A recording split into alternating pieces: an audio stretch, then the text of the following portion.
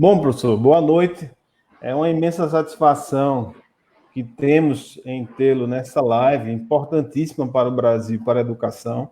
O tema, a Lei 12.244 de 2010, a importância das bibliotecas escolares para a educação e para o Brasil. De início, eu quero só fazer uma diagramação do que a gente planejou, porque é uma sexta-feira e a gente tem que otimizar esse espaço tão importante e com uma presença tão fundamental para essa discussão e apoio a incentivo a essa lei. E aí a gente debateu aqui e diagramou a apresentação em algumas fases, né, para ser otimizado o tempo que a gente quer ter na faixa de uma hora no máximo dessa live, mas aí vai depender também do debate, da participação de pessoas, ouvintes e tal. Aí a gente começou com estrutura. A gente vai fazer uma apresentação sua aí do órgão, da CNTE, a gente também apresenta a lei, sucintamente, e o sistema, vem para o debate, as perguntas dos participantes e as considerações finais importantes. Então, primeiramente, eu gostaria de agradecer o convite, o aceite do convite, né, para essa live, e dizer que esta lei é importantíssima para os, digamos assim, operadores, a gente fala operadores do direito, operadores da educação também. Aí, professor Helena, eu queria que o senhor fizesse uma apresentação sua e também da CNTE. Boa noite, Jairo. Prazer e alegria toda minha de poder estar conversando mais uma vez aqui, né, sobre a importância de termos uma estrutura organizada e preparada para atender os nossos estudantes e os profissionais da educação em cada escola do nosso país. Eu sou professor da educação básica, sou lotado na Escola Custódio Pessoa, da rede estadual, lá em Paratibe, Paulista, e na Escola Geuda Amorim, do município de Paulista, região metropolitana do Recife. São duas redes públicas e estou liberado para o movimento sindical. Sou diretor do SINTEP, que é o Sindicato dos Trabalhadores em Educação do Estado de Pernambuco, e estou, nesse momento, presidindo a Confederação Nacional dos Trabalhadores em Educação. A CNTE é uma confederação de trabalhadores da rede pública da educação básica de todo o país. Nós temos 52 entidades filiadas, que são todos os estados do Brasil e do Distrito Federal. O Rio de Janeiro, nós temos nosso sindicato oficial, se desfiliou da CNTE, mas lá nós temos uma atuação com a oposição à direção do sindicato do Rio de Janeiro, e a CNTE também atua no Rio de Janeiro. Então, em todos os estados e sindicatos municipais de educação que são filiados à CNTE, de 9 capitais, muitos aqui no Nordeste, e de vários municípios, né, pelo interior do nosso país afora. Então, essas entidades compõem esses trabalhadores da educação básica pública na luta, né, e no trabalho de fortalecer o direito à educação para todos e todas, com a valorização dos profissionais da educação, Jairo. Ok. Professor, essas primeiras considerações é muito válida para a gente situar, né, a esfera de combate, a esfera de atuação do senhor. Veja só, de início eu queria pensar algumas considerações iniciais sobre a lei.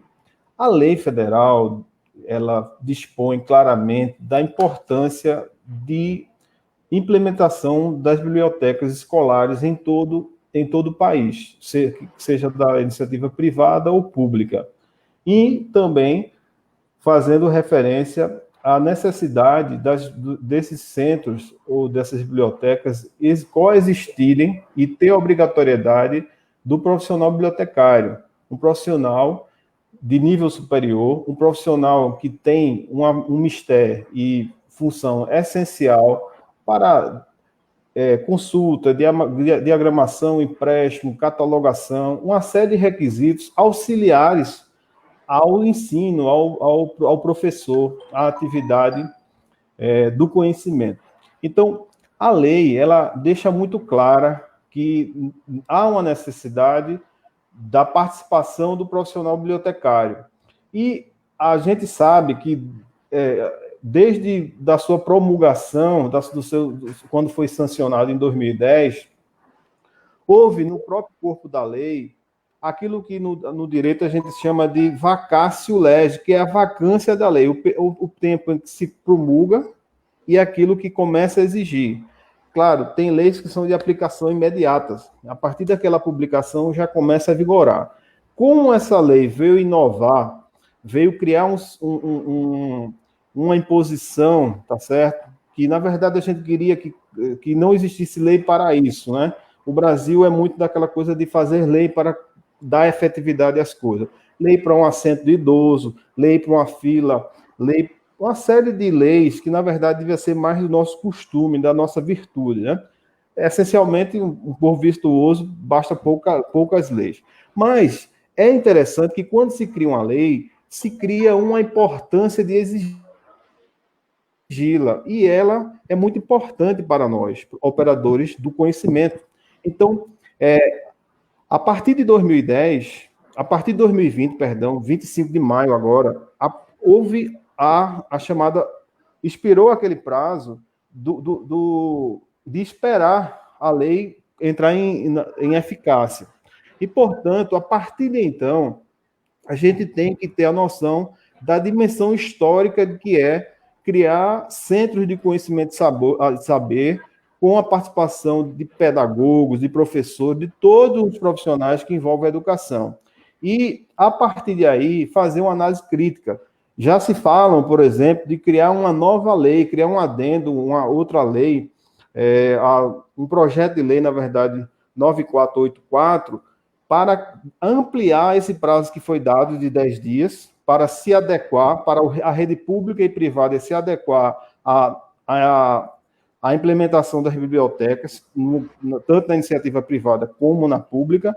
E aí, eu entendo, e muitos colegas e o Conselho também, entendem que essa lei deve ser, a partir de agora, implementada, e que é melhor a gente fazer um decreto para regular essa lei do que a gente inovar, porque, veja, essa lei de 2010, ela começou a ser discutida em 2003, e a gente sabe que uma lei, ela passa por uma questão técnica, política, tem a CCJ, a Comissão de Constituição e Justiça, para saber se está conformidade com a Constituição, tem as câmaras temáticas da educação, cidadania, então passa por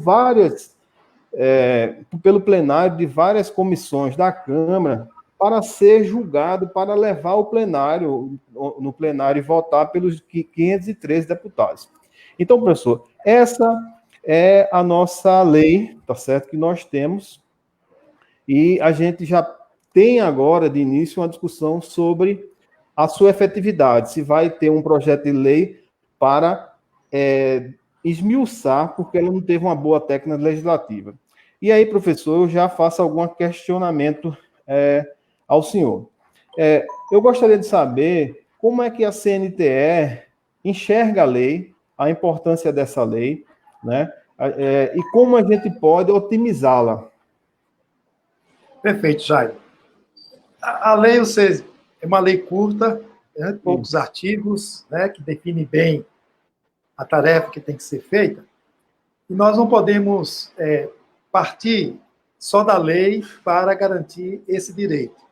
Acho que nós temos que retroceder a esse processo do direito, de fato, à educação, quando já foi expandida nos anos 60, e a partir da divulgação desse direito, você teve início ao acesso, mas também à precarização do atendimento com qualidade para os nossos estudantes e para os profissionais da educação. Veio o golpe militar, que aí para um processo, não consegue dar conta dessa demanda durante 20 e poucos anos. E aí a retomada da democracia fez com que nessa retomada e na realização da Constituinte de 88, a gente pudesse, no movimento educacional, formar o Fórum Nacional em Defesa da Escola Pública. Eu trago isso à tona para tratar dessa lei, porque ali no Fórum Nacional em Defesa da Escola Pública, nós discutimos todas as dimensões necessárias para que você garanta uma escola com qualidade. Inclusive, o debate também na perspectiva do financiamento dessa escola, que teria que partir, né, de um padrão mínimo de qualidade, ou seja, não pode ser como é hoje ainda. Hoje nós temos escolas em Pernambuco e no Brasil que não tem energia, que não tem água, que não tem banheiro. Aí você imagina uma biblioteca, um laboratório, uma quadra de esporte coberta para dar conta à demanda de formação cidadã dos nossos estudantes. Então, foi todo esse histórico que envolve toda essa estrutura, né, necessária para garantir a qualidade da educação. E essa luta, eu acho que ela tem uma concretização na lei do Plano Nacional de Educação de 2014, quando, além da meta 20, definir que tem que ser aplicado no mínimo 10% do PIB para a educação, nós aprovamos também ali que, de 2014, 2 anos depois, ou seja, 2016, nós teríamos a regulamentação do custo aluno inicial. E em 2017, o custo aluno qualidade. Custo aluno qualidade inicial e custo aluno qualidade. Por que eu estou chamando a atenção dessa questão? Porque é nessa estrutura de uma inversão no financiamento da educação, na perspectiva do custo aluno qualidade, que a gente tem que inserir essa lei, né, e os equipamentos, instrumentos necessários para garantir a qualidade da educação. O custo aluno qualidade foi debatido fortemente durante o governo Lula e o governo Dilma. Com resistência ainda do Ministério da Educação, chegamos a ter uma resolução no Conselho Nacional da Educação, que nunca foi homologada pelo Ministério da Educação, mas o custo aluno qualidade, para nós, ela traz uma inversão no financiamento da educação quando diz o seguinte: olha, nós não podemos trabalhar com custo aluno ano, que está hoje no Fundeb, que é a arrecadação de estados, a arrecadação de município, e o Ministério da Fazenda diz qual o montante de recursos que tem para a educação. Olha, o dinheiro que tem é esse aqui. Divide pelas matrículas e se virem para fazer educação. Não, o custo aluno qualidade vai ter que fazer o inverso. Vai ter que dizer o seguinte: olha, a escola, para cumprir de fato o seu papel, para garantir a formação dos nossos estudantes, precisa de quê? E aí nós entramos, sim, na necessidade básica de um quadro profissional completo. E um quadro profissional completo, para nós, da CNTE, significa ter um porteiro que seja um profissional da educação, com curso técnico pós-médio em infraestrutura e meio ambiente.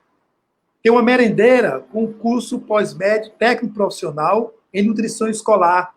Ter na secretaria um técnico profissional de nível pós-médio de gestão escolar. Ter, no mínimo, as professoras com formação de nível magistério para a educação infantil e os anos iniciais do ensino fundamental e a licenciatura para atuar na educação.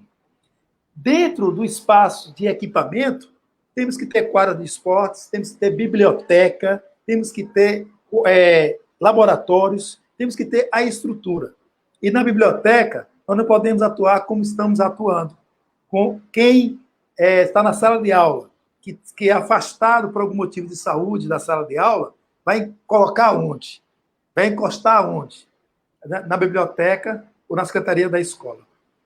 O nosso plano de casa e carreira do Estado de Pernambuco, em 1998, garantiu o cargo de bibliotecário para estar presente nas bibliotecas das nossas escolas e na biblioteca pública. O Estado nunca fez um concurso para garantir esse profissional dentro desse espaço, e numa das renovações aí, ou da atualização da lei, foi retirado este cargo de dentro do plano de casa e carreira.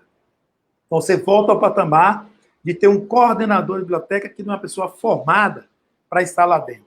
Então, é importante perceber que quando você tem uma lei de 2010, que diz o seguinte: daqui a 10 anos, até 2020, todas as escolas têm que ter uma biblioteca. Tá? Essa é a determinação legal. Mas se você não tem a política que vai fazer o financiamento, a estrutura, para dar as condições para que essa lei seja efetivada, isso não acontece. Tá? Então, de 2010, não tivemos movimento nenhum até 2014, porque a lei do PNE entrou no Congresso Nacional em novembro de 2010, que podia ser em 2011, ter sido aprovada e ter ajudado nessa política das bibliotecas. Mas a lei só foi aprovada em 2014. Então, já teve 4 anos aí, nada foi feito. Em 2014, quando você cria o mecanismo de regulamentar o custo aluno qualidade, que traz essa exigência, e o mecanismo de filiação, de financiamento para garantir também a estrutura de biblioteca, e aí só concretizando 3 anos, né, porque ela tinha 3 anos para concretizar em 2017, aí já vai 7 anos de ação. Só que é bom lembrar, Jairo, que nós fomos interrompidos por um golpe em 2016. O golpe, em 2016, criou a emenda constitucional número 95, que diz que até 2036... PEC da morte, é verdade. PEC da morte, teto dos gastos, PEC da morte. E até 2036 não tem mais novos investimentos em educação. Não tendo, você matou o Plano Nacional de Educação atual e matou o Plano Nacional de Educação futuro. Resultado, 10 anos da Lei 12.244, de 2010, completou 10 anos e ainda nós temos mais da metade das escolas públicas, não estou contando aqui nem as privadas, públicas, sem biblioteca, sem uma sala de leitura, sem um espaço tão importante para a formação dos nossos estudantes e para contribuir com o trabalho dos profissionais da educação. São 98 mil escolas que não têm nenhum espaço, né, de atuação. Então, esse é o quadro que a gente chega, né, em mais uma lei descumprida em nosso país por falta de uma continuidade na política educacional, por interesses econômicos mesquinhos de grupos políticos que, de 2016, quando deu o golpe, nós tivemos o aumento de número de bilionários no nosso país, da concentração de renda, de pessoas que ficaram com mais dinheiro. Em 2018, por exemplo, 2 anos depois do golpe, tínhamos 42 bilionários. Em 2019, pulou para 56. Né? Quase em 2008, 16 a mais. Então, é tirar dinheiro de quem não tem e concentrar na mão, né, do Lehman, do Safra, do sócio da Facebook e tudo mais, e deixando os nossos estudantes profissionais sem ter as condições mínimas, básicas, para a sua formação, para a sua cidadania. Já. Esse é o quadro que a gente deve incluir também nessa pequena lei que determina ter bibliotecas em nossas escolas.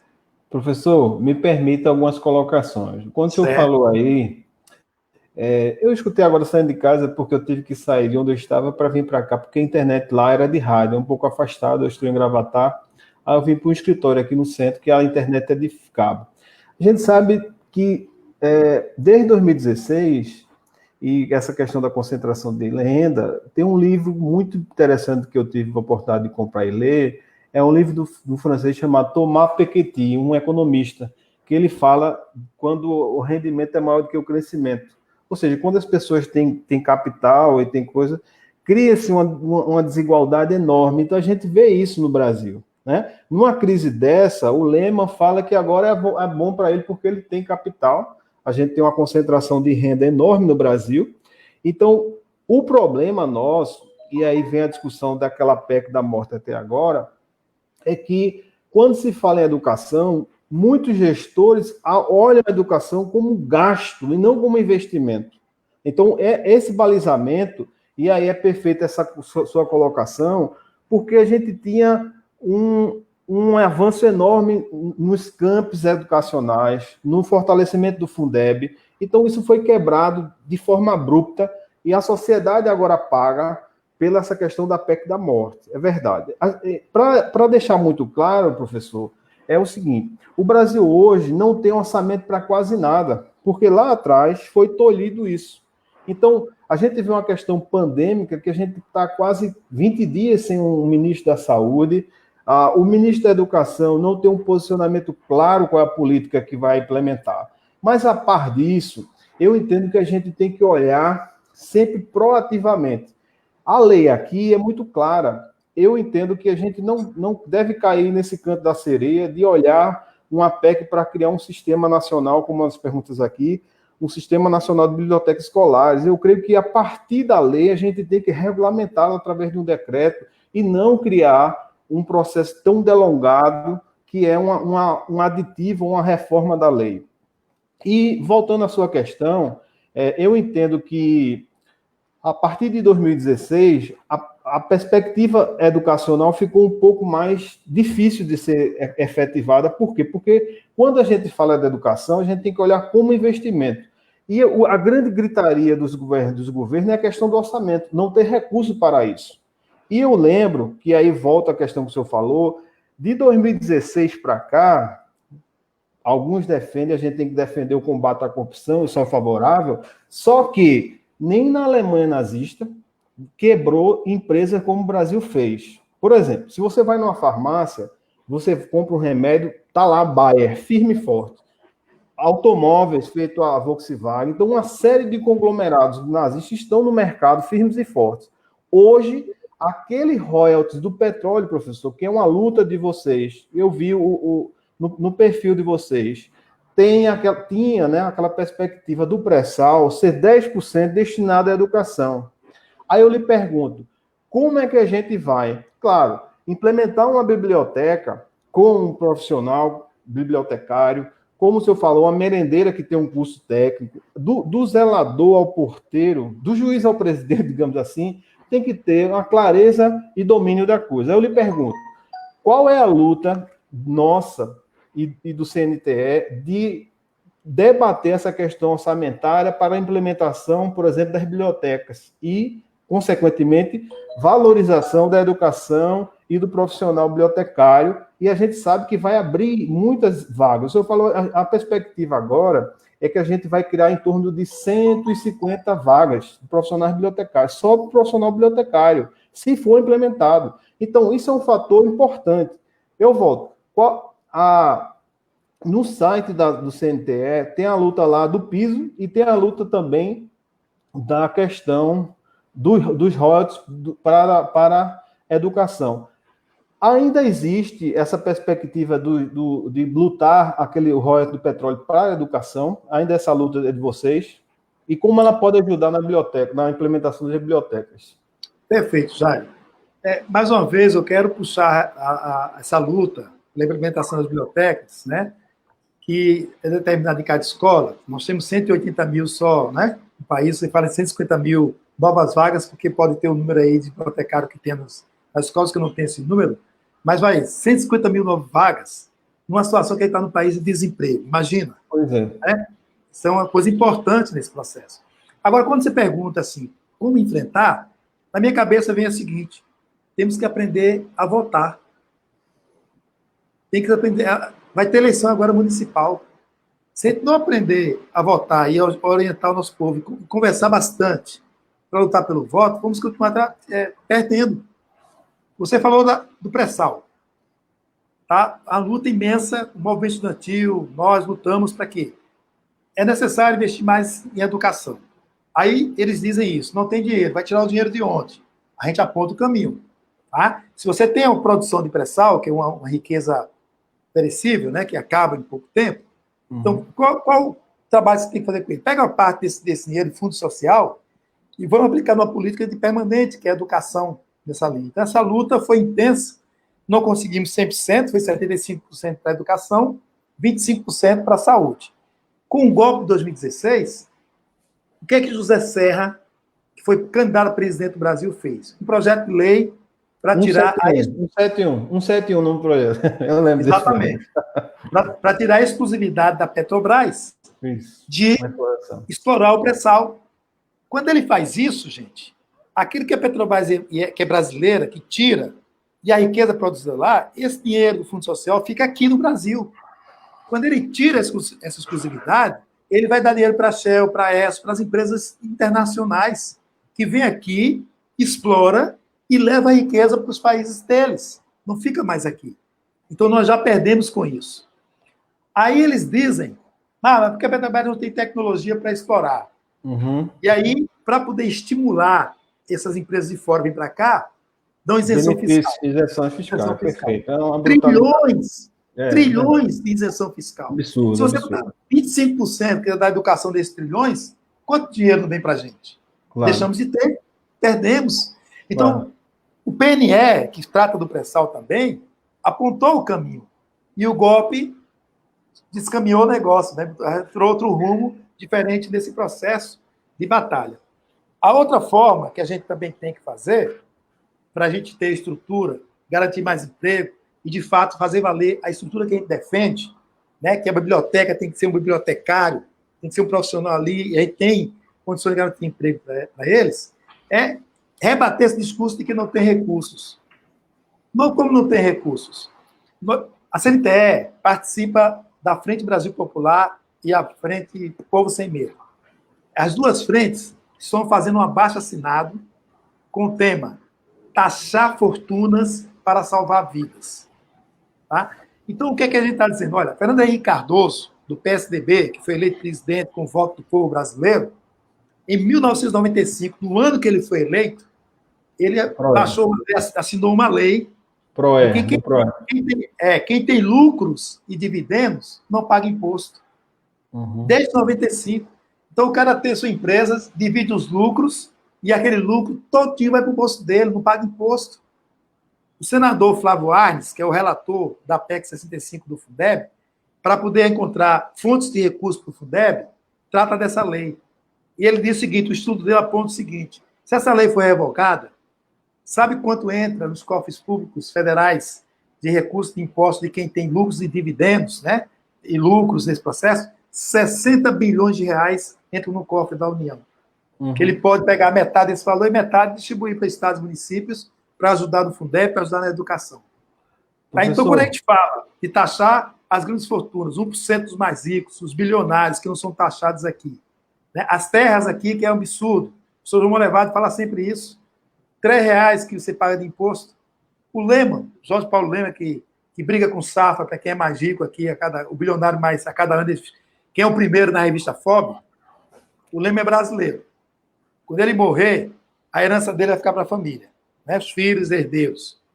Quando ele morrer, aqui no Brasil, vai ser descontado 3,8% da herança dele para ficar para a população, para aplicar em políticas públicas. Se ele fosse inglês, se ele morasse na Inglaterra, né, quando ele morresse, ele ia ser taxado em 40%. Cadê minha mão aqui? 40% é a taxação da herança no Reino Unido, na Inglaterra. Não percebe a diferença, Jairo? Se você tem a fonte para acabar com esse discurso que não tem dinheiro, você vai buscar esse dinheiro e vai aplicar na estrutura que a gente precisa para fazer a formação decente do nosso povo. Ok. Você ia falando, falar. Eu desconhecia, porque inclusive eu coloquei aqui numa provocação o seguinte, como a gente tinha aqueles 10% do royalties do pré-sal, eu também coloquei aqui, luta CNE, royalties do pré-sal. Não existe mais isso, né, pela questão da monopólio, quebra e tal. Eu falei imposto sobre grandes fortunas para a biblioteca, educação e qualidade de ensino, melhoria para toda a sociedade. Eu não sei se você leu, mas eu lembro do nome dele, é Charles Alcântara. Ele fez um edital, ele é presidente de algum sindicato aí, porque a Globo mandou taxar os servidores, aumentar imposto, tal. Só que a gente sabe, por exemplo, o artigo 220 do parágrafo 5º da Constituição fala da vedação do oligopólio e monopólio dos meios de comunicação, propriedade cruzada, tal, uma série de coisas. Veja, nos Estados Unidos, em 1920, eles baixaram um ato lá, federal, proibindo que uma empresa de mídia tivesse mais de 30% de audiência, porque isso é muito forte. Inclusive, eu tive a grata satisfação do nosso saudoso falecido Paulo Henrique Amorim, no encontro ele ter autografado o livro dele, O Quarto Poder. Né? Paulo Henrique Amorim teve um encontro aqui em Recife, eu fui, conversei com ele e Nino Carta, o dono da Carta Capital. Professor, eu vejo que essa questão do imposto sobre grandes fortunas para a educação é algo viável, tá certo? Porque, veja só, no momento de crise 10, o que é que está acontecendo nos outros países? Eles estão emitindo moeda, porque a gente sabe que quando há uma crise dessa, que trava a economia, 70% das micro e pequenas empresas que geram, 70%, aliás, as micros e pequenas empresas que geram renda para o Brasil, estão travadas, porque o dinheiro ficou na mão de pouca gente. Por isso que alguns defendem a emissão de moeda. Professor, mas voltando aqui para a discussão da lei, como é que a gente pode pressionar a sociedade? Porque eu entendo que a gente tem que colocar na cabeça cada operador do direito e do saber, do conhecimento, digamos assim, da educação, professores, reitores, tem que entender que a educação tem que ser uma política de Estado e não de governo, porque um governo faz uma coisa, vem outro, desfaz tudo aquilo lá. Professor, a gente tem que entender, ter essa sensibilidade, que o Brasil só será uma nação soberana riquíssima que quando a gente ter a soberania do conhecimento, do saber. Não adianta a gente ter tecnologia de plantio, que é grandioso, né, a questão da agricultura nossa, mas, por exemplo, quando eu vejo a privatização de uma Embraer, por exemplo, aquilo toca na alma de quem é um nacionalista, de quem é um patriota de verdade, porque ali tem o conhecimento, tem o know-how nosso, entendeu? Mas voltando para a lei, o senhor acha viável essa discussão? Eu creio muito importante e viável como a gente implementar uma campanha de imposto, porque 3% isso não dá nem uma angina no banqueiro, no Safra, no Setúbal, não dá uma dorzinha, 3% anual, e seria 60 bilhões. Então, o CNTE apoia uma campanha, eu não sei se já existe, de adotar uma biblioteca, e esse projeto seria vinculado ao imposto sobre grandes fortunas. Eu queria que o senhor pincelasse como a gente pode fazer essa lei, o cumprimento dela, a implementação, porque a gente sabe que o governo municipal, estadual e federal vão chiar, vão gritar porque não tem recurso para fabricar, para implementar as bibliotecas, centros escolares, centros de saber e conhecimento, biblioteca. Então, como é que a gente pode tirar dessas ideias que são boas e implementar ela concretamente? Jairo, a sua questão traz várias provocações, né? Primeiro, eu gosto de dizer o seguinte: não dá para a gente fazer as pessoas simplesmente entenderem assim no clique ou ter a sensibilidade dessa luta. Ou a gente começa a fazer o exercício da democracia desde a criancinha lá na pré-escola, né? E desenvolver exercício de cidadania, uma prática democrática do espaço da escola, para você ir formando pessoas que nessa prática, desde a pré-escola, vá tendo um processo de formação e de entendimento. E por mais que a gente queira simplesmente colocar responsabilidades, porque o Conselho de Educação pode exigir, porque eles vão ficar sempre dizendo que não tem recurso. Então, esse entendimento das pessoas, essa sensibilidade, essa formação, a gente vai ter que fazer por gerações. E isso está impedido quando você pega os dados e verifica que só em 27%, né, das escolas que têm ensino fundamental possuem biblioteca. Ou seja, menos de um terço possui biblioteca. Então, ou você faz o processo da formação, da sensibilidade pela leitura nesse processo de formação, ou não vai. E como a gente não tem, não vai, não anda. Então, o que fazer, como atuar nesse momento, nesse processo? Na sua fala, é importante a gente atuar nas duas frentes. Né? Tentar lutar, que esse é um papel da CNTE muito forte, para que as nossas escolas tenham uma prática cidadã, uma prática democrática, que ela não seja dirigida pelo profissional da educação, que é o diretor da escola. Ela tem que ser dirigida pelo conselho escolar. A escola tem que ter um projeto político-pedagógico construído coletivamente. A escola tem que ter assembleia escolar. Todas as escolas têm que ter grêmio estudantil, tem que ter associação de pais e mães, tem que ter o sindicato de base lá dentro, organizado, articulando as ações. Então, essa estrutura democrática, de participação e de diálogo social e político, tem que existir no espaço da escola para formatar isso. Não temos ainda. Temos que achar esse caminho. Enquanto não temos, o que fazer? Você falou da comunicação. Nós temos o Fórum Nacional pela Democratização da Comunicação. Tá? Uhum. Eu acho muito importante, e aí eu faço o convite duplo aos conselhos de biblioteconomia, todos eles, nacional e os regionais, que venham conosco. A CNTE participa, venham conosco dentro desse espaço, para a gente fazer discussão coletiva e pautar esse assunto também lá dentro, porque democratizar a comunicação tem a ver com políticas públicas fundamentais para o povo brasileiro. Tá? O outro espaço de disputa coletiva que a gente tem que fazer de momento é o Fórum Nacional Popular da Educação, que também convido o Conselho para participar conosco. O de fonoaudiologia está lá conosco, o de psicologia também está lá conosco. Então, vocês estão convidados para estar junto conosco, para a gente trabalhar juntos essa ação e essa preparação, né, da escola nesse processo. Porque o que nós defendemos, você falou muito bem, são políticas de Estado. Para nós, o PNE é uma política de Estado, o Plano Nacional da Educação. Ele atravessa 2 governos e meio. E ela tem que ser seguida, tem que ser a nossa orientação para a educação, para poder financiar a educação. Qualquer política de governo pode levar a essa proposta que você falou de adotar. E aí a CMTE, nós não concordamos com isso. Não concordamos porque você vê a propaganda do Banco Itaú sobre a leitura. Né? O Itaú, né, e a sua fundação, né, lava dinheiro com Fundação para a Educação para dizer que está fazendo solidariedade, que a Globo chama de solidariedade S.A. Não é isso que nós queremos. Nós não queremos solidariedade S.A.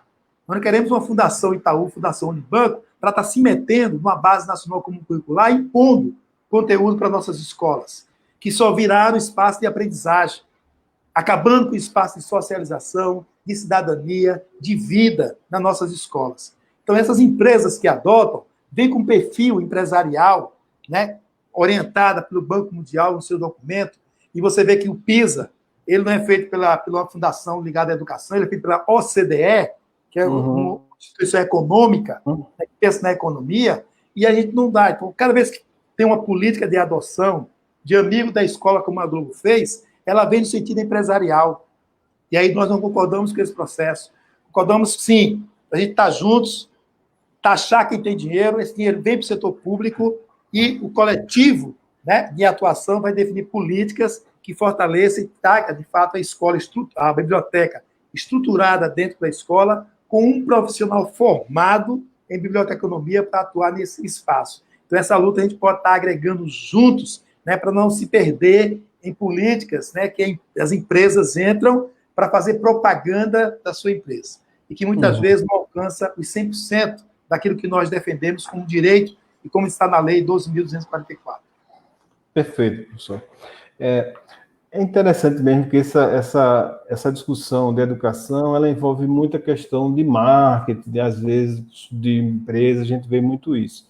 E como a gente está reforçando, política de Estado e não de governo, né? Se a gente tivesse um plano de meta de 40 anos, porque, professor, eu queria que o senhor falasse um pouco dessa meta do Fundeb de 6.0, que a gente não atingiu ainda, e também da importância da leitura para o conhecimento, para o aumento do nível educacional, o nível de cidadania crítica, como o senhor falou aí, a questão do voto, a questão da elevação da consciência política. A gente sabe que o Congresso Nacional é um entrechoque de interesses, né?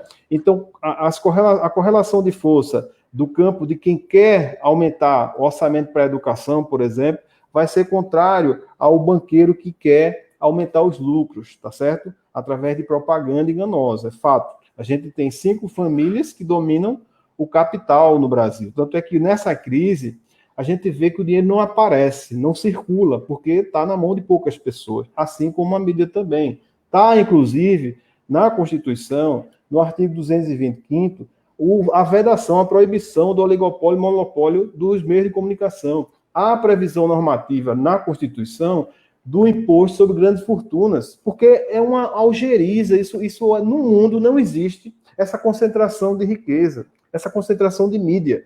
E isso é importante para o Brasil ser discutido. Agora, eu quero voltar para a questão da lei. Professor, a lei ela é muito importante. Por quê? Deixa eu lhe dizer alguns dados. Além dessa criação de vagas de profissionais qualificados para, no centro, né, da escola, aumentar a qualidade de ensino, contribuir com o CNTE, com a luta de melhoria educacional, há uma questão também de descentralizar da região metropolitana, onde há os grandes centros assim, de excelência, e trazer para o interior do Brasil a questão da qualidade de ensino. E a gente sabe que, por exemplo, a questão da violência e da educação é um ponto que eu queria também tocar aqui. A gente sabe, por exemplo, tem 2 cases importantes, 2 casos, situações emblemáticas. Em Medellín e Bogotá. Minha monografia foi sobre violência. E eu estudei um pouco lá atrás como é importante a implementação de bibliotecas para se combater a violência. Lá em Bogotá, que era altíssima, também em Medellín, pela questão dos cartéis os cartéis de narcotraficantes. E aí, claro, houve toda uma política de Estado, professor. Não foi uma política de uma pessoa, de um governo. É isso que a gente tem que entender. Aí eu volto aqui.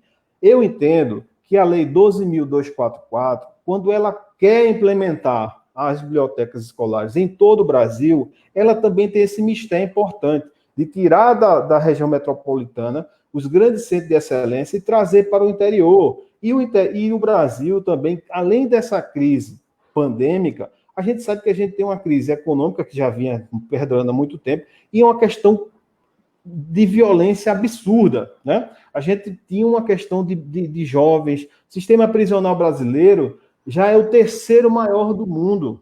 Quando você vai pesquisar as pessoas que estão presas, na maioria não tem a mínima formação, o ensino fundamental, muito, nível médio é poucas pessoas, pouco percentual desse povo que estão presos. Muitos ali sequer foram sentenciados, são presos provisórios, estão cumprindo pena sem saber se realmente são culpados, a sentença condenatória, estão lá preventivamente, aguardando o julgamento. Então, a gente tem grandes gargalos nacionais.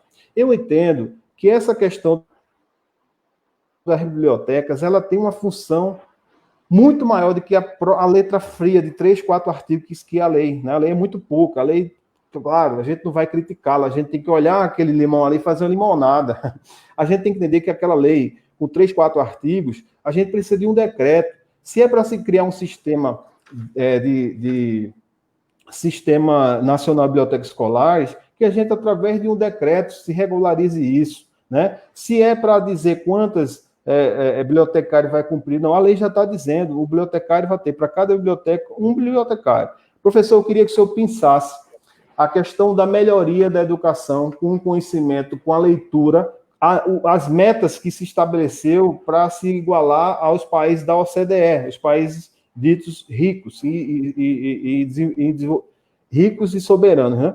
E eu queria que o senhor pensasse sobre essa questão de violência e educação, para a gente depois fazer umas perguntas mais específicas dos bibliotecários e dos ouvintes que estão aqui nos questionando, fazendo algumas perguntas. Compreendeu? Compreendeu? Compreendi, né? E você já tratou muito dessa importância. E aqui, para quem está entre nós dois aqui, para quem está nos acompanhando, talvez tenhamos a clareza dessa importância. Eu acho que o grande desafio está posto para todos nós é como chegar nas pessoas que não têm acesso à biblioteca nem à leitura, né, para que entendam, né, quem impede que ela tenha esse acesso. Né? Você iniciou sua fala sobre o IDEB, 6.0, lá, meta 7 do PNR. É uma farsa. Aquilo é uma farsa. Certo? É importante dizer isso. Você ter a meta 7 como referência de qualidade da educação e dizer que é o IDEB 6 ou o PISA, isso é coisa de empresários, privatistas. Quando Fernando Haddad apresentou essa proposta no Fórum Nacional da Educação, todos nós dissemos excluir esse item 7. Isso não tem a ver com a qualidade da educação. Ele não aceitou, levou o projeto lá para o plenário, lá piorou, que eles criaram a estratégia 7.36, vinculando o desempenho do estudante aos nossos salários, que é a 7.36. Então, uma coisa terrível.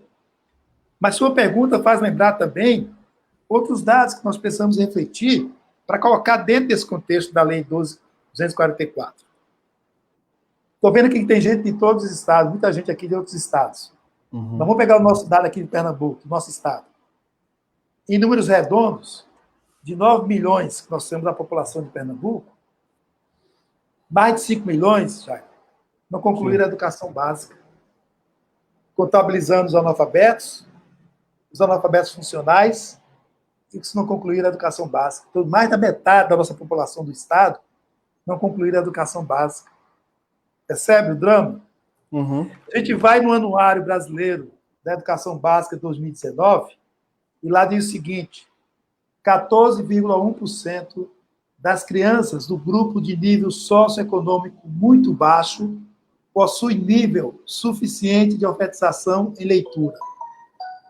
14,1%.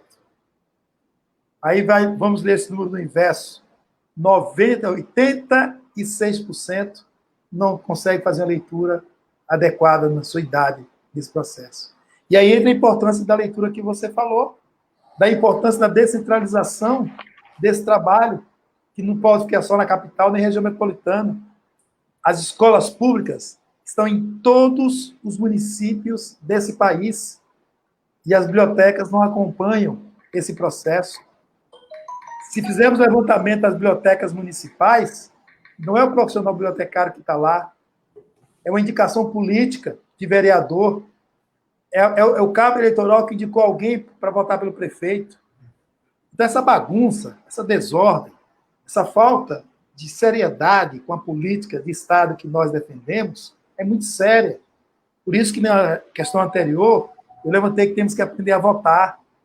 Temos que saber votar em pessoas que respeitem uma política de Estado, que não queira aparecer só porque pegou a Secretaria Municipal de Educação em 4 anos de mandato.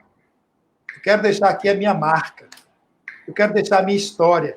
Eu quero deixar meu nome aqui, quando eu passei como secretário de Educação, fiz algo diferente. Para que isso? Para que esse sentimento aí tão, né, de demonstramento para cada um, pessoal, demonstramento para cada um? Por que não pegar um plano, que é um plano municipal de educação, e fazer uma sequência de atuação que complemente esse processo, tendo um diagnóstico claro, como você levantou. Se eu estou no município, qual é o diagnóstico? Quantas escolas que eu tenho? Quantas bibliotecas que eu tenho?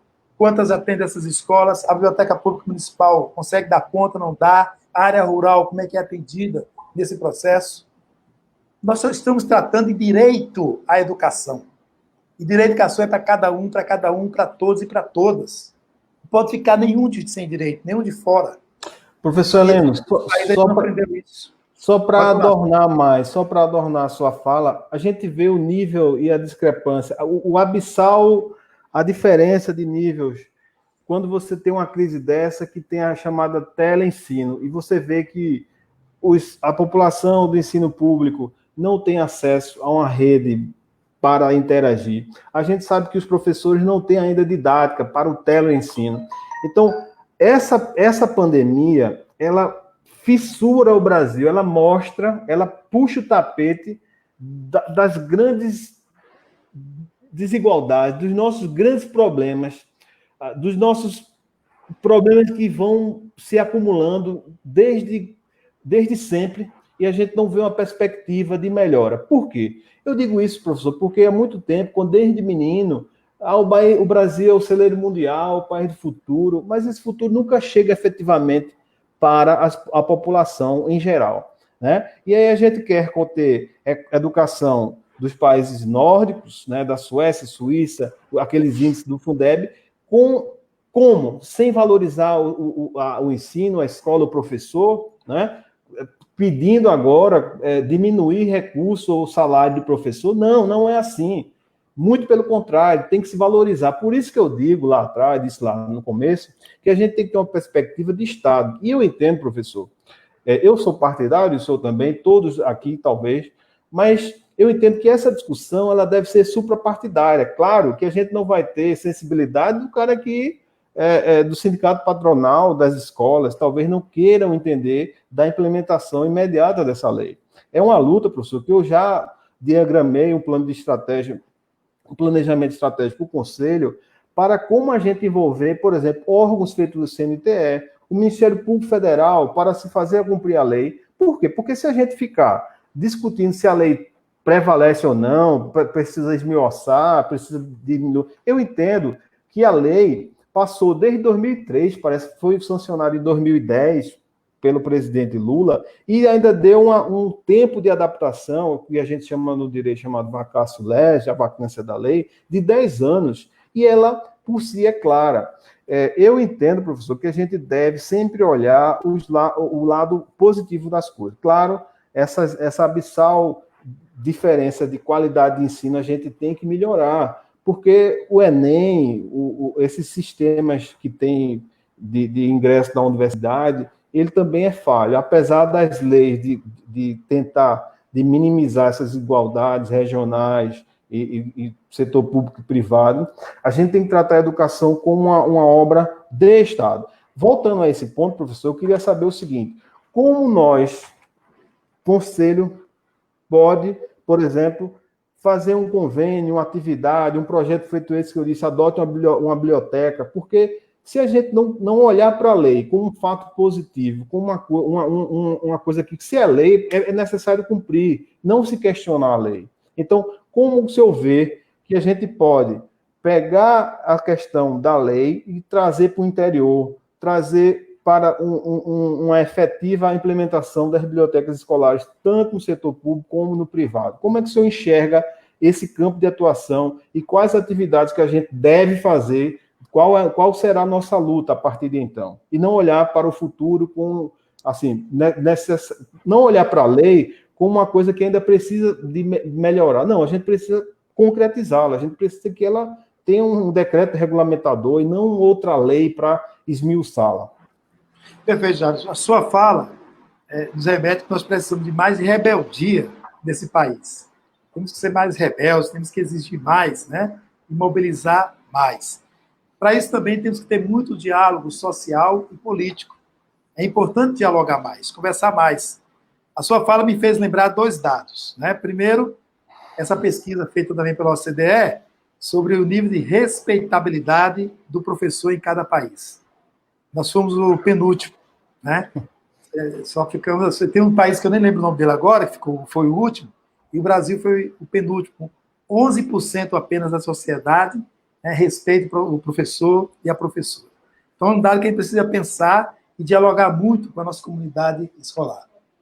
Eslovênia é o país que ficou em último lugar. Então, uma ajuda aqui, universitários. Fazia parte da antiga Iugoslávia, né? Eslovênia, aquela área lá. Então, só perdemos para ela nesse processo.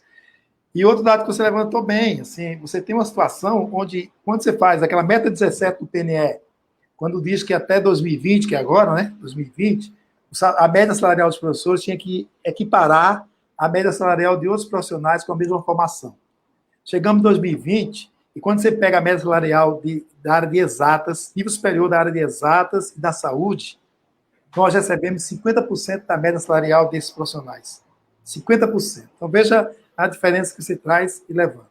Mas você aponta um caminho interessante aí. Eu acho que a gente poderia, como sugestão aqui sua, e eu reafirmo, fazer uma boa parceria nossa, do Conselho aí de Alta Economia, com a CNTE. A gente fazer um projeto. Eu pensei aqui, quando você falou, eu pensei em fazer uma campanha juntos. Mas como você colocou outros elementos aí, não seria campanha, seria fazer um projeto, porque, como eu falei, a CNTE, como representante da educação básica, os nossos sindicatos lá representados estão em todos os municípios desse país. Então, a gente estando no município, a gente tem como levar, né, uma campanha, um projeto nosso, conjunto, que a gente pode estar pensando em não só ter campanhas práticas de levar essa leitura, de estimular a leitura numa ação conjunta da sociedade civil e do nosso campo de atuação, né, sem precisar do Itaú, sem precisar do Unibanco, sem precisar da Fundação Lema, que o interesse deles são outros, mas do nosso campo, tem um projeto que considera campanha não só de estímulo à leitura, mas também que a gente pudesse levar essas políticas públicas que nós temos já construído com o Plano Nacional de Educação, com a Lei 12.244, com a Lei 4.000 e pouco, que alguém já colocou aqui. Então, fazer uma junção e um trabalho onde a gente leve essa ação da política pública para dentro dos municípios, dentro dos estados, e manter um diálogo social e político com esses centros federados. Nós nos colocamos à disposição, Jair, para poder fazermos juntos, né, esse projeto e desenvolvermos uma campanha em todo o país, na perspectiva da gente levar como política pública de Estado, né, trazendo o que já tem na lei, como a gente já colocou aqui. Está na lei, né, como fazer cumprir. Se não fazer cumprir, vamos conversar com a população e mostrar por que você não está fazendo. Então, eu acho que a gente tem condições de fazer um trabalho bem legal juntos. Perfeito. Professor, é importante porque a gente sabe que, por exemplo, essa mídia, ela tem uma mídia, essa nova mídia, eu trabalho um pouco com isso, e a gente sabe que ela tem uma dimensão enorme. E se a gente fizer um plano de trabalho com a junção de vários institutos, nesse momento de conscientização, mostrando a importância da lei, fazendo, por exemplo, comparações entre pessoas que têm nível superior, renda, né? A questão de os municípios ou locais que têm uma melhor qualidade de ensino, a cidade se desenvolve melhor. A gente vê isso, a gente precisa de um comando geral, a gente precisa de política de Estado. Por exemplo, na pandemia, São Paulo tem a mesma população da Argentina. E o número de mortes, de casos de São Paulo com a Argentina é um horror, é um gol da Alemanha, aquele 7-1 da Alemanha, na gente. Então, veja, o Brasil tão grande poderia ter também uma coisa, um plano nacional unificado, Ou seja, numa pandemia dessa, o prefeito faz uma coisa, o governador faz outra, o presidente diz tudo, né? A gente não tem um comando geral, a gente não tem um comando geral para a saúde, a gente não tem um comando geral para a educação.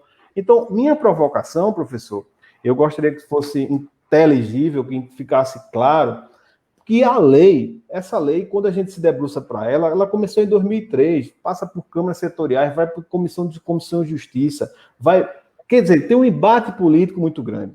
Para ser aprovado, tem uma pressão enorme para quem não quer que seja aprovado, para a questão daquilo que a gente enxerga como gasto, não como investimento.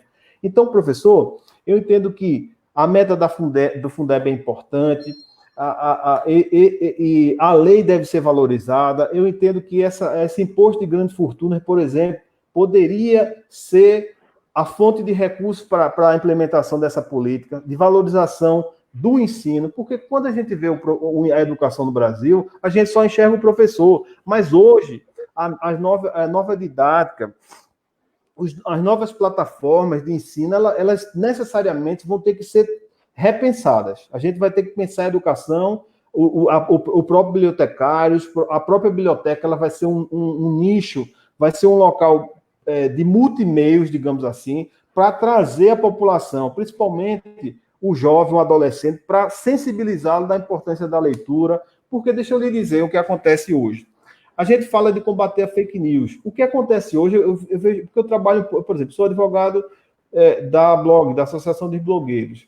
Eu participo do Barão de Itararé, que é a questão da democratização do conhecimento da informação. Professor, o que eu percebo hoje é que o jovem tem muita informação através de celular, de WhatsApp, mas ele não tem profundidade, ele não tem conhecimento vertical, ele não tem conhecimento. Isso atrapalha a formação dele enquanto profissional no futuro. Então, a gente tem que repensar como a gente vai inserir qualidade para chegar na ponta. Uma questão não só um pensamento crítico, mas fazer, até para quem vai, por exemplo, trabalhar, aquela pessoa que vai com os novos instrumentos de Fabris nas fábricas, interagir melhor, trabalhar melhor, produzir mais. Porque hoje, com essa pandemia, e já se falam que isso vai se transformar em uma coisa corriqueira, a gente vai ter que ter outra ideia de sociedade, outra ideia de produção, outra ideia de consumo. E como é que você vai dizer a um jovem para ele consumir conscientemente, para ele observar o que é importante para ele com a educação? Esse dilema é muito gritante na nossa sociedade, tá certo? Entre informações e conhecimento. E a gente precisa mudar isso. Aí vou provocar outra coisa. O alcance social deve ser destacado, professor. Por quê? Porque quando você vê no Brasil, indo para a terceira maior população carcerária, dentre essa população, muitos jovens, e quando você vai olhar o jovem, faz uma análise percentual, você vê que ele não teve, o Estado não foi presente para educá-lo, mas é presente para reprimi-lo. Aí veja, aquele jovem poderia estar trabalhando, contribuindo dentre a população economicamente ativa. Então, são gargalos que a gente tem que entender como a gente pode suplantar, como a gente pode superar. E eu entendo que o que deu certo em Bogotá e Medellín pode ser feito em cidades violentas, aliás, no Brasil todo. E essa questão da biblioteca, da implementação, essa implementação, essa política pública de valorização da biblioteca e, consequentemente, reflexamente, corroborando com todo o sistema educacional, ele vai aumentar a qualidade de ensino, vai contribuir para todo mundo. Então, eu queria que o senhor falasse um pouco sobre isso. Vai se abrir vagas, vai se valorizar a educação. Eu queria que o senhor tocasse na questão social também, que eu acabei de dar uma provocadazinha para discorrer sobre como a gente pode unir forças, sindicatos, instituições, empresas. A gente tem que fazer uma sinergia, mostrar, o Brasil tem que se unir em torno dessa política. Não pode ser uma política só privada, só estatal. A lei tem que sensibilizar, a gente tem que sensibilizar a importância de valorização dessa lei. Jairo, eu falei aqui no início, e é importante a gente reforçar aqui. Nós somos uma confederação de trabalhadores e trabalhadoras em educação. Nós representamos desde o porteiro da escola até a diretora da escola, todos os espaços. E nós acreditamos que garantir qualidade na educação, né, de forma gratuita, como deve ser, você tem que ter um corpo, um quadro de pessoal completo dentro da escola. Você pegar o Todos pela Educação, ele só trata de professores e professoras. Eles acham que formar professores é a resposta para melhorar a qualidade da educação. Nós não acreditamos nisso. É importante formar professores, sim, mas não só professores. Como também nós não podemos acreditar que ter só bibliotecário nas escolas, ter biblioteca e bibliotecário, vai resolver. Não dá também. Tem que ter o complemento desse processo. Por isso, na minha primeira fala, falei que a gente tem que ter um profissional da educação fixo, concursado, no portão da escola, a merendeira ser uma profissional da educação, até profissional, quem trabalha na secretaria, e na biblioteca da escola tem que ser um profissional, bibliotecário. Porque é ele que vai contribuir com tudo isso que você acabou de falar aí, um projeto de leitura dentro de uma escola. Não é um coordenador, um professor de biologia que por motivo do pode ir, não pode ficar na sala de aula e vai ser encostado na biblioteca, é que vai produzir isso, porque ele não tem conhecimento, ele não sabe como fazer isso. Um ou outro pode ter boa vontade, pode ter a vontade de pesquisar e fazer, mas não é uma política de um profissional colocado nesse processo. Então, você tem um profissional ali, que ele promova um projeto de leituras para a escola, que estimule, que seja o apoio daquele professor que pensar leituramente esse trabalho. Nós também defendemos que no quadro lá, né, da tecnologia lá da escola, também seja um profissional formado, um administrativo técnico profissional formado também, para fazer uma complementação desse trabalho. Porque nós, assim, até acreditamos, não é só o professor que vai dar conta dessa qualidade da educação, né, da garantia desse direito, tem que ser esse coletivo colocado, que inclui, né, o bibliotecário também nessa linha. Por isso que eu falei aqui que a gente pode pensar um projeto que trabalha essa perspectiva, mas tem que estar ligado com as políticas de Estado que, historicamente, nós construímos, e que começa por um quadro de pessoal efetivo, concursado, né, profissionalizado, para dar conta desse processo, para vocês verem, aquela escola vai se destacar. Porque, por exemplo, para enfrentar a violência, o que é que hoje as nossas escolas fazem? Aumenta o muro, coloca uma cerca elétrica, coloca arame farpado, aí quando dá jeito, pede a polícia para ficar dentro da escola. Ah, mas você não pode ficar dentro da escola, pelo menos uma patrulha passando aqui na frente da escola. Gente, esse caminho é errado.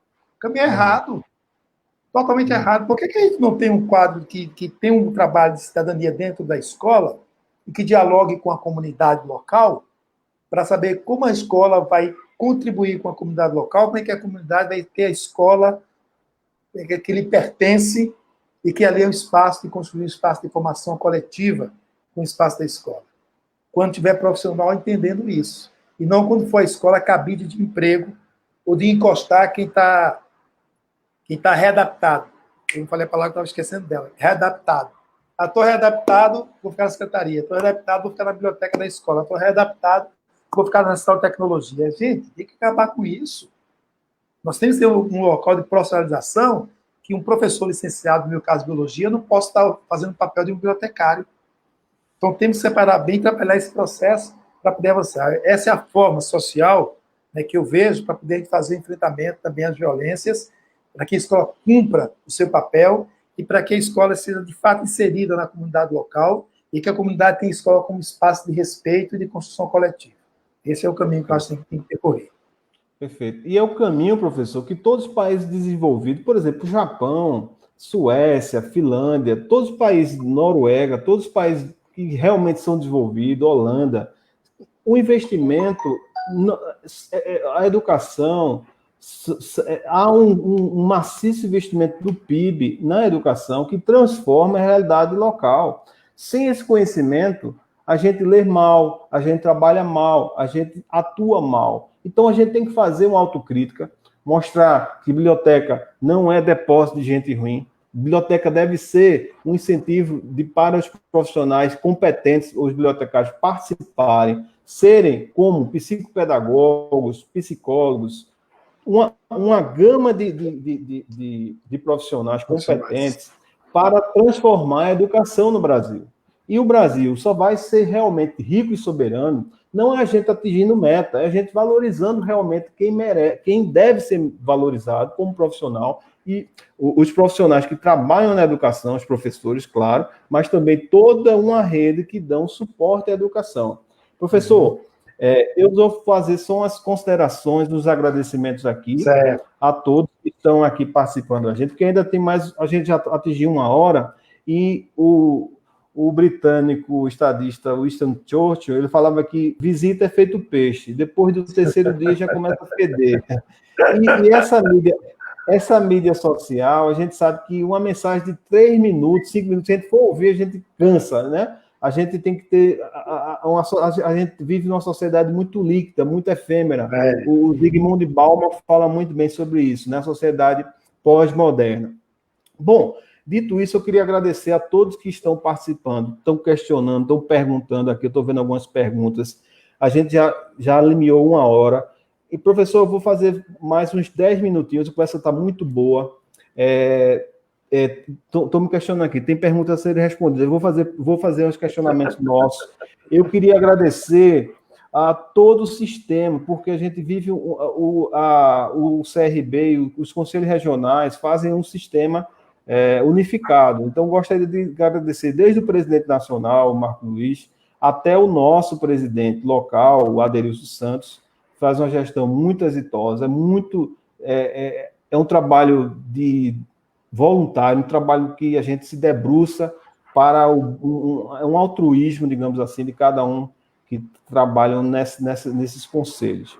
Gostaria de agradecer todos os contatos que eu tive, os contatos de mídia, advogados, conselheiros. Gostaria de agradecer, sensibilizando todos os advogados desses conselhos, de todos os conselhos do Brasil, doutor Leonardo Bueno, doutor Steve Paraná, Cláudia, todos os advogados desse sistema, eu estou advogado, e agradecer também a gestão, ao presidente Aderilson Santos, a vice Graça, o nosso secretário José Soares, do administrativo, a conselheira Joana, que fez todo esse trabalho técnico para a gente poder agora estar discutindo, e a questão dos folders. Gostaria de agradecer todos os conselheiros que estão ajudando a gente a fazer essa live, todos que estão contribuindo direto ou indiretamente ao senhor, e gostaria também de fazer alguns questionamentos que estão me questionando aqui. Pergunta da Andréa Batista. Professor Heleno, como você vê os bibliotecários na atuação desta luta dentro da educação e neste processo de luta por uma educação de qualidade gratuita para todos? Professor, eu vou juntar com outras perguntas, porque a gente responde bloco, porque a gente já está terminando. Se você quiser, pode ser sintético também, rapidinho. Fique um pouquinho bem rápido. Bom, beleza. Okay, porque nessa eu já falei muito, e quero dizer, André, o seguinte. Quem está entrando agora com a gente é o nosso presidente, Aderilson Santos. Gostaria que o senhor desse uma palavrinha com ele e trocasse as informações com ele. Esse é o nosso presidente. Olá, Aderilson. Bem-vindo. Prazer. Maravilha. Olá, boa noite. Boa noite. Tudo bem? Boa noite, Jair. Boa noite, Aderilson. Como vão vocês aí? Um abraço a todos aí que estão vindo. Obrigado, Helena, pela participação. Viu? Foi muito bom ver que vocês aí de educação, os professores, estão na luta há muito tempo, e a gente tem um objetivo em comum mesmo. Gostei muito da sua fala, para defender uma educação de qualidade no país. O professor e o bibliotecário tem que defender a estrutura de educação, da qual faz parte a biblioteca escolar, né, da qual faz parte o professor, e é por aí. Eu acho que a gente tem uma missão a seguir pela frente para fazer valer a lei mesmo, como você muito bem colocou, uma lei que ficou, vamos dizer assim, aguardando 10 anos para começar a valer, né? E agora a gente tem mais aqui fazer valer mesmo a lei, e do lado do professor também tem a luta, questão do piso salarial dos professores, questão de melhores condições de trabalho, e, enfim, vamos à luta. Eu não quero tomar muito tempo com vocês, não. Foi muito importante a sua participação, E está aí a André, que também é membro do sindicato aí de educação, fazendo perguntas, e eu acho que é isso aí, a gente tem que se unir enquanto classe pela educação no país, tá? Tanto na luta os bibliotecários e tanto na luta os professores. É isso daí. Verdade, Adelilson. Eu acho que é isso, o prazer é todo meu, né, estar aqui conversando. E como você acabou de falar, é que André Batista aí pergunta, para nós, né, da CNTE, o bibliotecário é um profissional da educação. Então, é uma das peças, né, fundamentais aí para esse processo da qualidade da educação que nós sonhamos.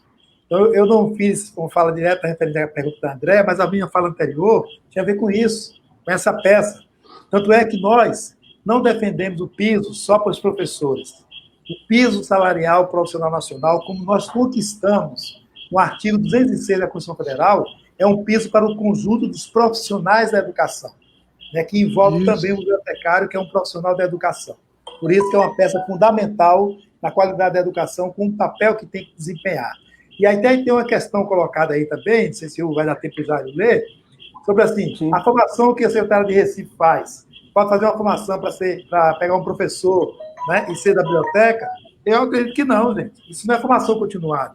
Isso é uma formação inicial, isso é uma profissão. Né? Não pode ser uma formação continuada que vai transformar o caso do professor de geografia, né, numa pessoa, porque fez uma formação continuada pela Prefeitura do Recife, vai virar um bibliotecário. Eu não acredito nesse caminho. É a profissão e tem que ter a formação inicial e superior diretamente. Perfeito. Professor Adelilson, boa noite. Agradecer o seu empenho, a sua colaboração. Eu gostaria de fazer um ping-pong aqui, a gente está na reta final. É um tema tão maravilhoso ser debruçado que a gente poderia falar mais uma hora e a gente teria muito assunto para falar. Mas o Leonardo da Vinci cunhou uma frase que eu levo para a minha vida agora. Ele diz o seguinte, a simplicidade é o último grau de sofisticação. A gente, eu acho que falou nos pontos principais e já chega nessa reta final com uma boa audiência, com boa interação, com as pessoas que levam a educação, o país a sério. O Brasil, só será um país verdadeiro e soberano quando tiver um povo altivo, conhecendo seus problemas e apontando soluções, porque desde 500 anos para cá, o Brasil é explorado e a gente ainda se mantém firme. Infelizmente, eu vejo que a falta de educação e conhecimento vai levar o Brasil a ser o centro dessa pandemia, a duras penas, e a gente se toca com isso, porque números viram mortes de gente conhecida, e a gente está se sensibilizando muito com isso.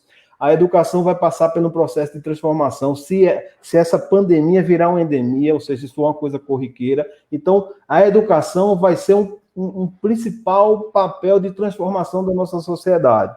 Transformar esse nível de muita informação via WhatsApp, via mídias sociais, em conhecimento. E conhecimento, professor, só se adquire quando a gente tem centro de formações, quando a gente tem bibliotecários, quando a gente tem professores qualificados, professores e profissionais de educação que entendem que biblioteca não é depósito de professor de outras áreas. Biblioteca é um setor de um profissional competente, que estudou de níveis de formação universitária.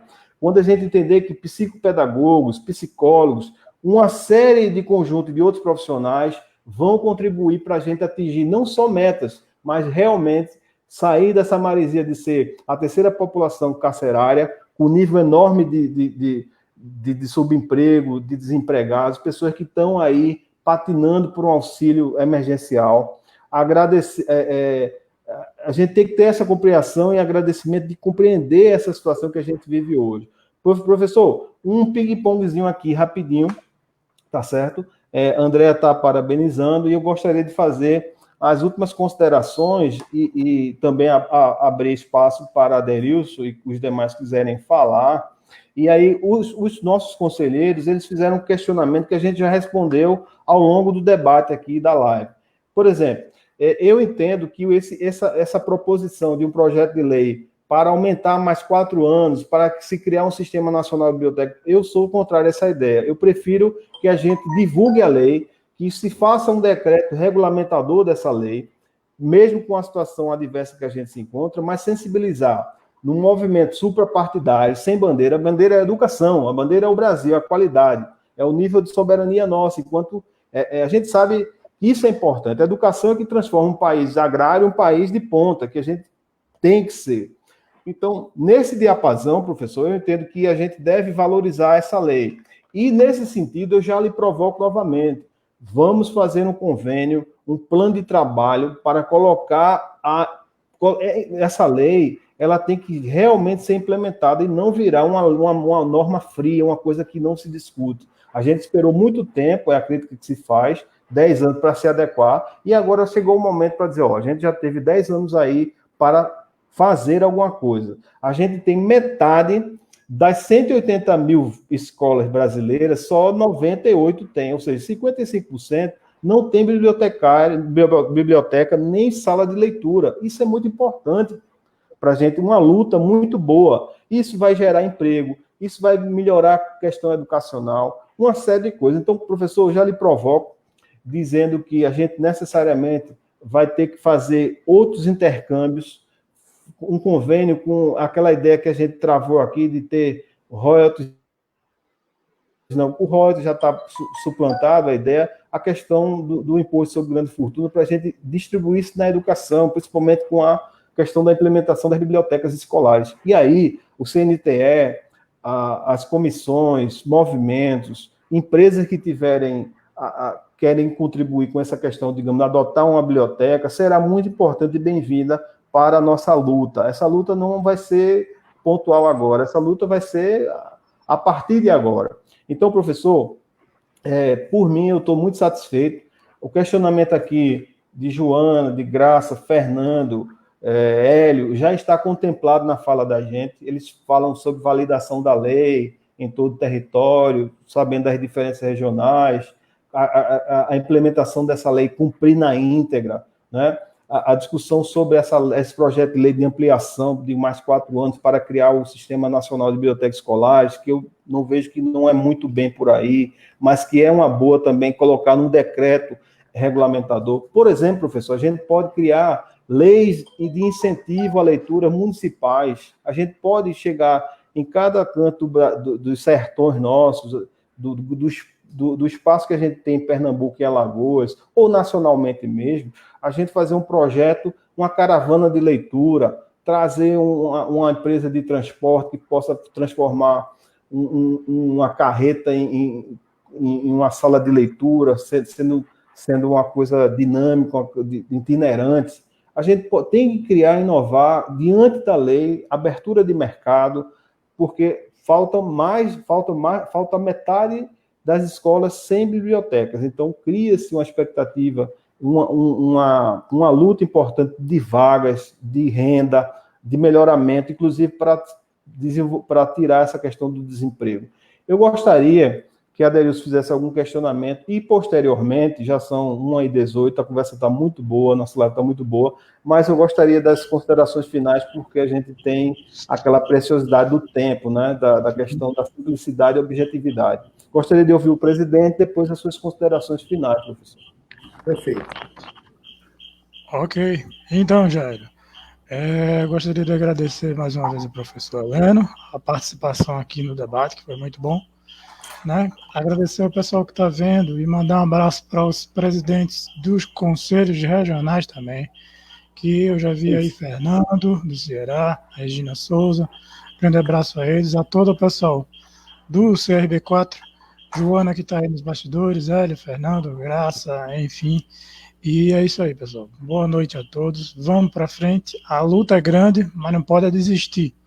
Acho que a gente tem que se unir para conseguir a melhoria para todo mundo, né, dessa coisa tão importante que é a educação no nosso país. Obrigado a todos e boa noite, pessoal. Ok. Boa noite, Aderilson. E é isso mesmo, unir, né, e marchar juntos nesse processo. Por isso, dessas falas do Jair agora há pouco, posso reafirmar o seguinte, olha, nós estamos nessa luta e é importante que a gente fortaleça uma política de Estado que colocamos até agora, ao exigir as estratégias da Meta 20 do Plano Nacional de Educação, quando trata de regulamentação do custo aluno qualidade. Porque lá dentro da regulamentação do custo aluno qualidade, existe a exigência de todas as escolas terem biblioteca. Biblioteca é um instrumento importante e necessário para poder garantir, né, o atendimento e a qualidade da educação. Então, acho que juntar nossas forças também para lutar e regulamentar o curso de aluno de qualidade é um caminho na política de Estado que devemos seguir.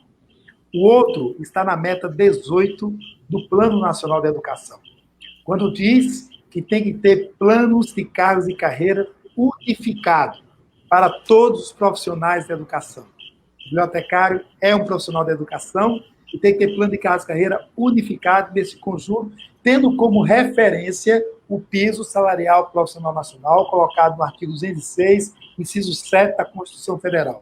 Então, esse instrumento, que está na meta 18 do Plano Nacional de Educação, é a nossa luta pelo reconhecimento deste profissional para atuar na biblioteca como um profissional da educação formado especificamente nessa área de atuação. Eu acho que se a gente juntar forças para atuar nessa política de Estado, é importante para isso. Por isso, mais uma vez, o Aderilson e o Jairo, agradeço o convite e nós, da CNTE, nos colocamos à disposição para pensarmos juntos, né, um projeto comum para a gente ver como entrar para esse Brasil afora, tanto levando a leitura e lutando pela aplicação dessas políticas de Estado tão importantes para o nosso povo, para a leitura e pela formação do nosso povo. Então, muito obrigado aí pela oportunidade desse bate-papo hoje à noite, esse convite aí, Jairo, que você fez e mediou aí para a gente conversar. Obrigado, abraço. Maravilha. Professor, eu agradeço muito, tá certo, ao senhor. Sei que a CNTE é um órgão muito importante e volto só para ratificar, para a gente endossar, que a gente vai ter outras oportunidades de concretizar essa questão do plano de trabalho, essa questão do convênio, das ideias que a gente travou aqui de imposto sobre grandes fortunas para a educação, né, já que a gente não tem mais o pré-sal. Essa questão de convênios, parcerias, o projeto ADOT é uma biblioteca, tudo que a gente pode sinergiar, fazer uma sinergia e concretizar a lei. A lei vai ser importante não só para a gente, mas para as futuras gerações, tá certo? A gente tem que compreender que essa política, essa lei, ela vai ajudar a soberania do Brasil, a questão da qualidade de ensino e um monte de coisa que a gente não enxerga ainda na lei. Eu queria agradecer. Eu sugiro, só sugerir também, vocês discutirem também o ingresso do Conselho no Fórum Nacional Popular de Educação. Discutam isso e serão muito bem-vindos lá para a gente poder fazer esse trabalho conjuntamente. E não para, viu, professor? Esse encontro nosso é um start. A gente vai ter outros encontros com sindicatos, com parlamentares da educação. Eu entendo que o Ministério Público, como guardião da lei, ele deve ser ouvido e a gente vai provocá-lo para a gente estar par e passo a isso, par e passo à implementação, a provocação para que o garantidor da lei, o Ministério Público Estadual, Federal, qualquer das esferas, nos ajude, nos arrime a concretizar essa bela lei que a gente está aí. E eu agradeço, eu creio que está bom, foi de excelência o nosso debate. Eu não posso agradecer todos os participantes que eu convidei, porque eu não tenho essa expertise aqui, eu não tenho esse conhecimento, digamos assim, eu sou meio leigo, às vezes, nessa questão de tecnologia. Mas gostaria de agradecê-lo, porque agradecendo a ti, Helena, eu sei que eu estou agradecendo a quantos milhões, quantas pessoas se envolvem na luta? Mais de 1 milhão. Da nossa base são 4,5 milhões na base da CNTE. 4 milhões pois é, então é assunto que interessa a 4 milhões de profissionais da área, profissionais que realmente fazem, que tocam, que fazem acontecer na área da educação. Então, o Conselho Regional de Biblioteconomia da 4ª Região, por sua diretoria, compreende que essa é uma luta do sistema como um todo, é uma luta que a gente vai chamar partícipes, a gente vai atrás da OAB, a gente vai atrás de conselhos e outros conselhos, vai atrás do Ministério Público, das prefeituras, para pensar, inclusive, de parlamentares, vereadores que queiram. Eu já estou entrando em contato com alguns amigos meus em Pernambuco, porque eu sou advogado de uma associação que é em todo Pernambuco, e a gente tem que entender que essa luta a gente tem que engrossar, tem que colocar caldo e realmente fazer cumpri-la. Eu lhe agradeço, saúde e paz para nós, que a gente possa passar por esse momento difícil, a gente possa sair dessa pandemia consciente que a gente precisa ter um país mais educado, uma coesão de ações, uma coesão de um presidente, do governador, do prefeito, para que a gente possa as lutas, as guerras que a gente vai travar, não só contra o Covid, a gente vai lutar contra a marginalidade dos nossos jovens, dos negros, racismo, um país soberano, um país altivo, a favelização, o empobrecimento da população, a questão do menor abandonado, dos abandonados, uma série de problemas nacionais que a gente precisa, através da educação, sensibilizar todo o conjunto da sociedade. Ok? Saúde e paz. Muito obrigado. Você também, todos nós. Obrigado a todos os ouvintes que participaram, todos os conselheiros, todos os advogados e amigos que participaram. Saúde e paz, muito obrigado. Até a próxima. Agradecendo a todos aí que nos acompanharam. Um abraço. Até mais. Um abraço.